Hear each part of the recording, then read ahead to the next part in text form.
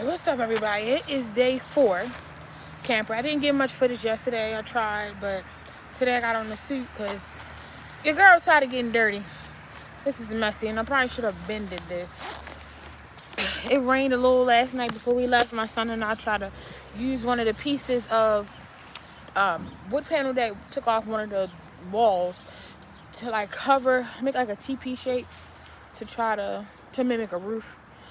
To cover over where the water damage was and where all the water coming in at.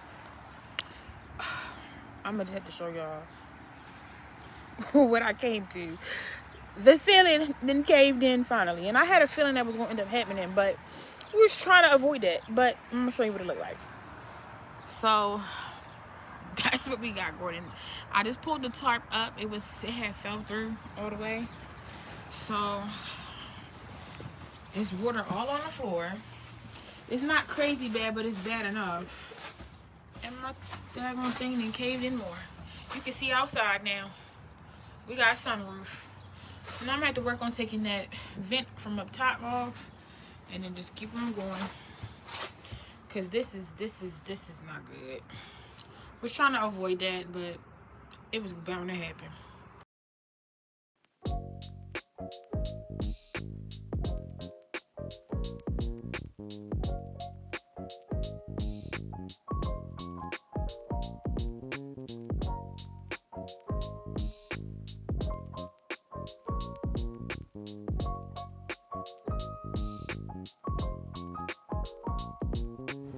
So this is the back bedroom that I started to demo, and okay, so back to what I was saying. Don't mind the baby, she's a little unhinged right now.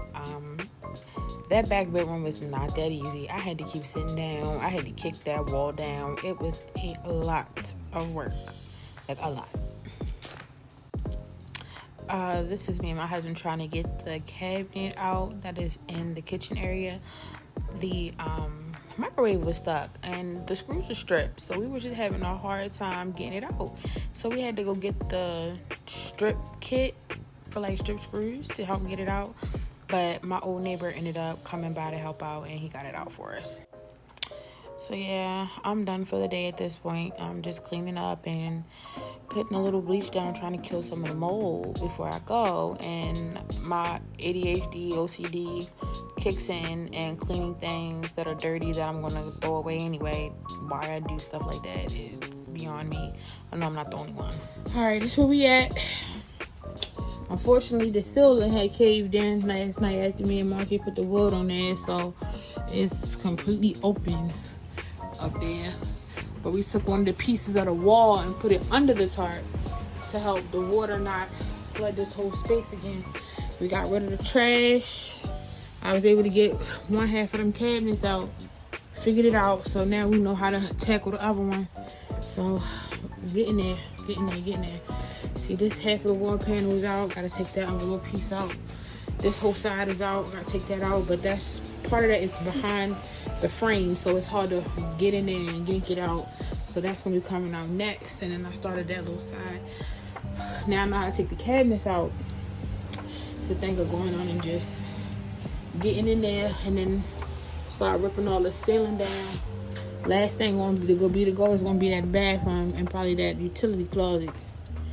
Probably the last two things, but we about 65 to 70% demoed. The ceiling won't be the easiest part because it ain't nothing up there but insulation. So once that comes down, then it's gonna be completely gutted, and then we can start rebuilding from there. First thing probably to renovate is going to be reframing this side for sure, and then putting a new roof on, and then go from there and getting the roof on there correctly. So because you can see it bows a little bit.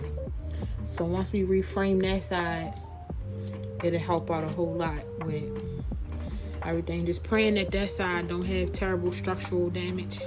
But we won't have to replace everything with 2x4s instead of the 1x2s, because that's what all these are, 1x2s. So getting there. I'm gonna keep taking the rest of the floor up Started taking that little floor piece up there up, but I'm gonna take this out probably before I leave, or just leave it there and put a mat down or something. But we finished mopping this stuff with some bleach and getting off that layer of water, because you see it's not as shiny as it was, just so it can start to try and dry. I'm gonna have to go and get some heaters to help dry everything in here, like really keep it dry, so that we can see anything. But so far I have not found